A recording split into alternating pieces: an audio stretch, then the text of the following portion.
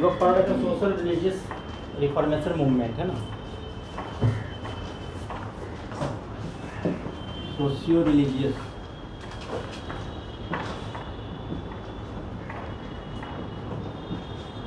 सामाजिक धार्मिक सुधार आंदोलन। ठीक है,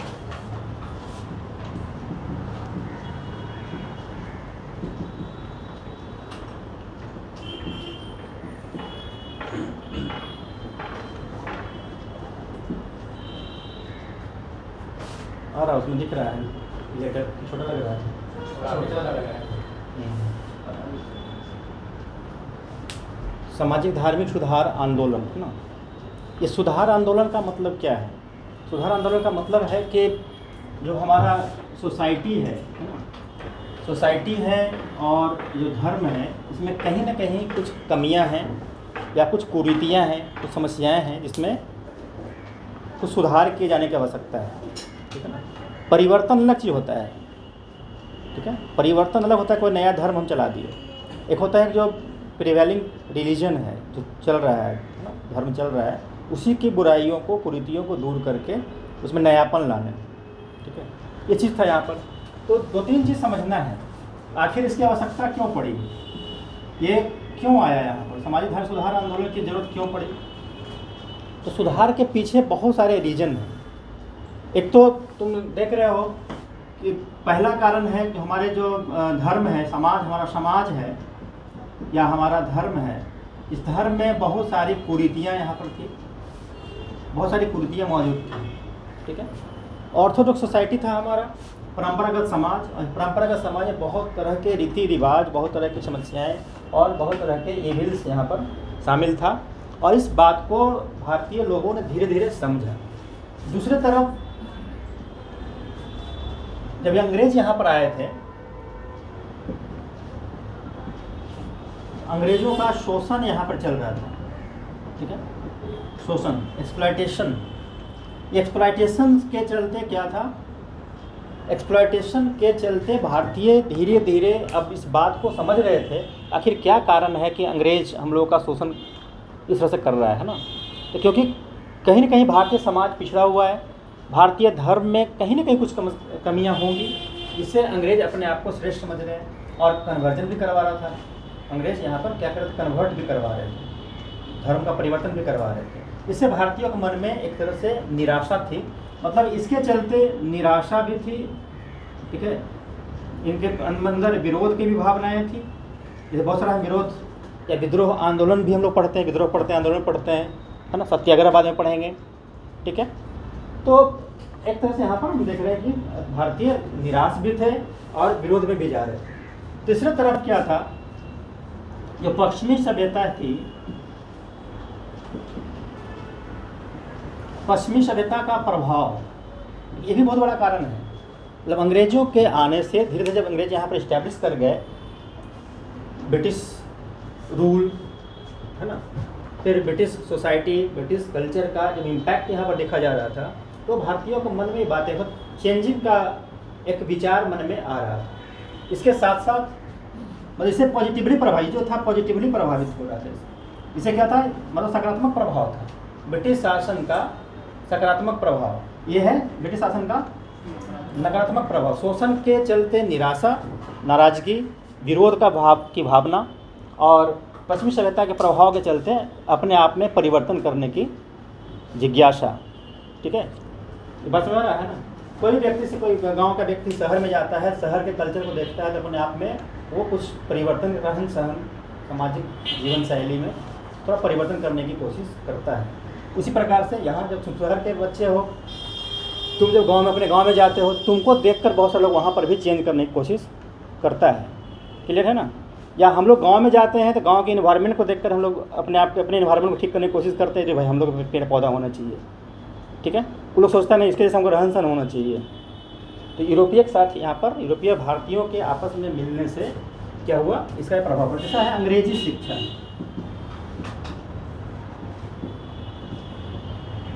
अंग्रेजी शिक्षा। चौथा, पांचवा है प्रिंट, है ना, प्रिंटिंग प्रेस। ये भी बहुत बड़ा काम किया है। छापा खाना। प्रिंटिंग प्रेस के चलते क्या हुआ, अब बहुत सारी बातें, बहुत सारी घटनाएं अखबारों के माध्यम से, है ना, मैगजीन के माध्यम से छपनी प्रारंभ हो गई, और अंग्रेज़ों की नीतियों का, सरकार के जो नियम थे उसका, या फिर सामाजिक परिवर्तन हो रहे थे उसका, राजनीतिक परिवर्तन हो रहे थे, आर्थिक परिवर्तन हो रहे थे, ये सारी घटनाओं के बारे में आम लोगों को धीरे धीरे जानकारी मिल रही थी। पहले ऐसा नहीं था। एक इम्पॉर्टेंट चीज़ है, एक और था यहाँ पर दिख रहा है ना, 1813 का चार्टर एक्ट। 1813 का चार्टर एक्ट के बारे में क्या बताना चाह रहे हैं हम लोग यहाँ पर, क्या करेंगे, क्या है ये? हाँ, यहाँ से क्या है कि लेसेस फेयर, ठीक है, मतलब मुक्त व्यापार का सिद्धांत, इसकी संकल्पना आई। जब मुक्त व्यापार का सिद्धांत की संकल्पना जब आ गई, तो बाहर से ईस्ट इंडिया कंपनी के साथ अन्य भी बहुत सारे कंपनीज थे वहाँ पर, उन सब का भारत में प्रवेश हो गया। तो उनके साथ में बहुत सारे धार्मिक समुदाय के लोग भी आए, ईसाई मिशनरीज आई यहाँ पर, ईसाई मिशनरीज। और ईसाई मिशनरीज के आने के बाद भारत में, ठीक है, उनका अपना एक इम्पैक्ट कायम हुआ हमारे समाज पर, हमारे धर्म पर, और यहाँ से परिवर्तन भी शुरू होता है, प्रभाव भी और धार्मिक परिवर्तन, धर्मांतरण भी। इससे धर्मांतरण से विरोध भी हुआ, और उनके इम्पैक्ट से कुछ पॉजिटिव कार्यों का भी असर हुआ, और हम लोग पॉजिटिवली भी सुने। ये सब बहुत सारे पॉइंट्स है इस तरह से, ठीक है ना, ये इस तरह से पॉइंट है। तो ये कारण है यहाँ पर, ठीक है, हमारे अंदर जो कुरीतियाँ थी वो, दूसरा शोषण, तीसरा पश्चिमी सभ्यता के पॉजिटिव जो परिणाम थे वो अंग्रेज शिक्षा, छापा खाना। 1813 में, ठीक है, जो चार्टर एक्ट आया था उसमें ईसाई मिशनरियों के यहाँ आने पर, ठीक है, उसको छूट मिला था। ये सब कारण है सामाजिक धार्मिक सुधार आंदोलन के शुरुआत होने के। तीसरा एक और कारण तुम लिख लोगे यहाँ, नेक्स्ट पॉइंट लिख लोगे इसमें, एक जागृत समाज, जागृत या जागरूकता कह सकते हैं, जागृत समाज और नेतृत्वकर्ता या मतलब एक बेहतर नेतृत्व का उदय, ये कह सकते हैं, बेटर लीडरशिप। एक बेटर लीडरशिप यहाँ पर, जैसे तुम बात करोगे राजा राम मोहन राय के बारे में, ईश्वर चंद्र विद्यासागर के बारे में, है ना, विवेकानंद, स्वामी दयानंद सरस्वती, तो सब क्या इन्होंने क्या किया सामाजिक सुधार के क्षेत्र में, धार्मिक सुधार के क्षेत्र में, है ना, एक लीडर की भूमिका निभाया। अकेले तो सब कुछ कर नहीं देंगे, उनका भी अपना संगठन था, है ना, उस संगठन में बहुत सारे लोग थे, बहुत सारे लोग मिलकर काम कर रहे थे, लेकिन उनका लीडरशिप था, ठीक है। एक सकारात्मक नेतृत्व और सक्षम नेतृत्व जब होता है तो बहुत ही बेहतर परिणाम उसके होते हैं, ठीक है। यहाँ पर इसी को लिखेंगे हम लोग, बेहतर नेतृत्व क्षमता का विकास, एक ये कारण था यहाँ। अब यहाँ हम लोग बात करते हैं, अब देखो यहाँ पर जो चीज़ हमको बताना था, सामाजिक धार्मिक सुधार आंदोलन, ठीक है, सामाजिक धार्मिक सुधार आंदोलन। आखिर हम इसको सामाजिक सुधार आंदोलन क्यों नहीं बोल रहे हैं, या धार्मिक सुधार आंदोलन क्यों नहीं बोल रहे हैं, ठीक है। यहाँ हमने लिखा समाज और धर्म में कुरीतियाँ, ठीक है ना। आखिर हम लोग तो रहते हैं सोसाइटी में ना, हम लोग कहाँ रहते हैं, सोसाइटी में रहते हैं, और धर्म का पालन करते हैं, अलग अलग धर्म का पालन करते हैं। कोई हिंदू धर्म का पालन करता है, कोई इस्लाम धर्म का पालन करता है, ठीक है। तो हम लोग कहाँ रहते हैं, इस समाज में रहते हैं। समाज के अपने रीति रिवाज होते हैं, ठीक है। समाज का अपना इसका रीति रिवाज है, ये रीति रिवाज है। इसी रीति रिवाज में कभी कभी हम बात करते हैं कि रीति रिवाज क्या है, काफ़ी पुराना है, परंपरागत है ना, रूढ़िवादिताएँ हैं, अंधविश्वास है, इसी में रीति रिवाज में ही आता है। लेकिन ये सारे रीति रिवाज, रिचुअल्स बोलते हैं अंग्रेजी में इसको, ठीक है ना, रिचुअल्स, ये सारे रिचुअल्स जो होते हैं कहीं न कहीं धर्म से गाइडेड होते हैं। इसको कौन गाइड करता है, ये धर्म इसको गाइड करता है, ठीक है, धर्म इसको गाइड करता रहता है,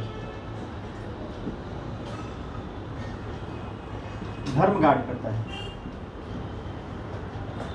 चाहे कोई वैवाहिक संस्कार हो, मृतक संस्कार हो, ठीक है, नामकरण संस्कार हो, पूजा पाठ किसी प्रकार का हो, ठीक है ना। वहाँ क्या देखोगे कि समाज में हम लोग रहते हैं, बहुत सारे नियम होते हैं, विधि विधान बोलते हैं उसको, है ना। वो सारा क्या होता है, धर्म के अकॉर्डिंगली होता है।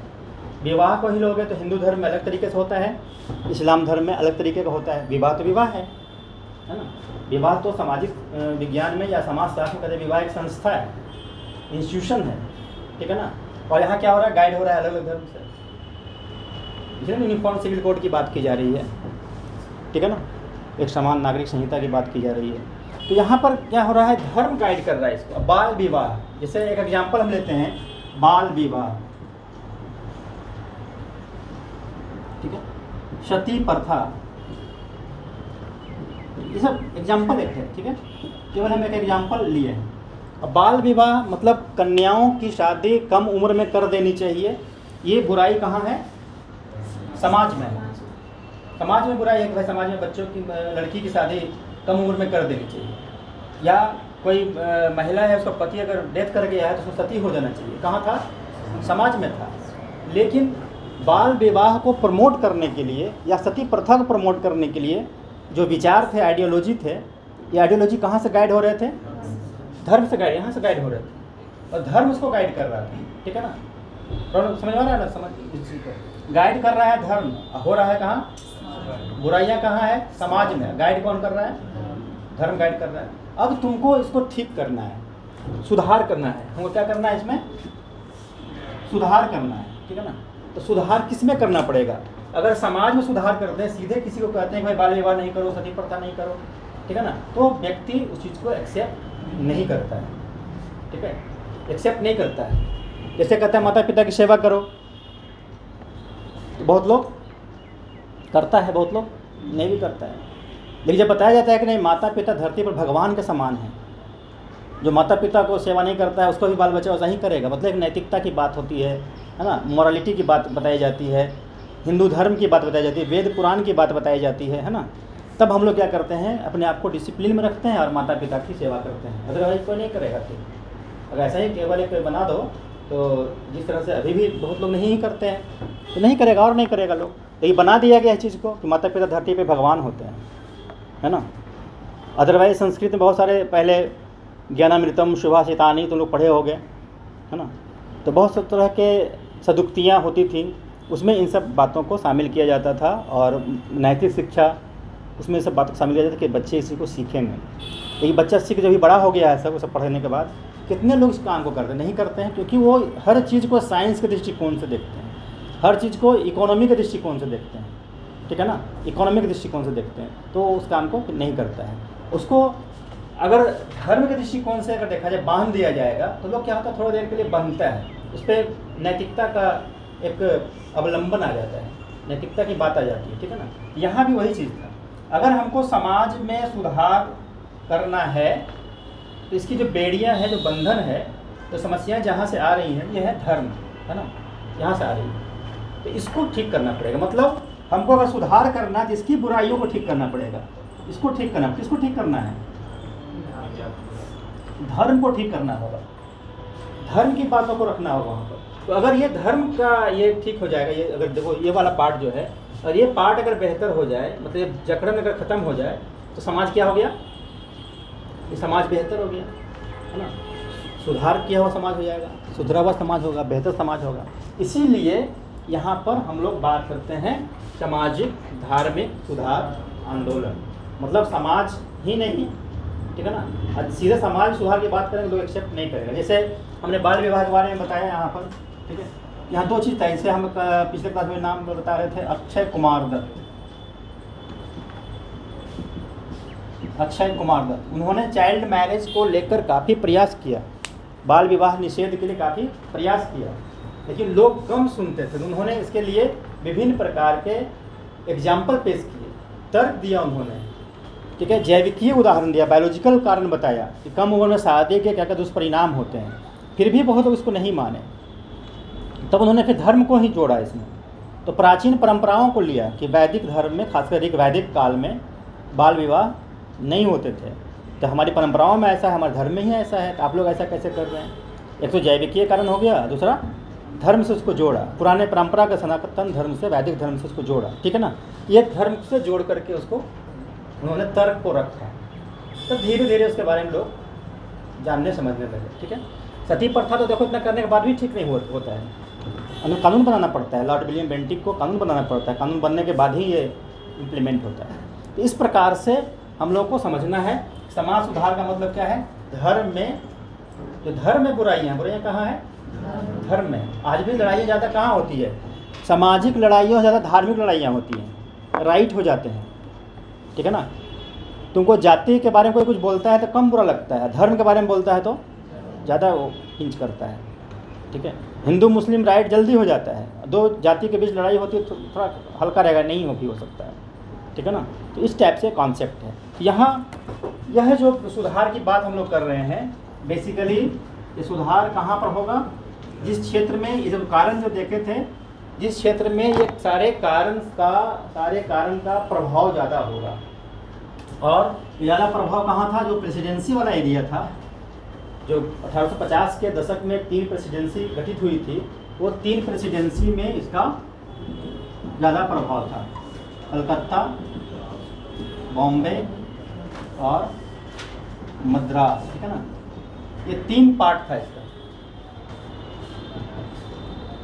और इसी में उत्तर पश्चिमी भारत एक पार्ट आएगा, जो पंजाब वाला एरिया है, दिल्ली और पंजाब वाला एरिया, एक अलग से वो आएगा। तो 3 ये हो गया। चौथा तुम्हारा दिल्ली और पंजाब वाला एरिया, मतलब उत्तर पश्चिमी भारत इसको बोल सकते हैं, उत्तर पश्चिमी क्षेत्र। ये 3 क्षेत्र, चौथा क्षेत्र ये था, 4 था। इसमें कोई दिक्कत है किसी को?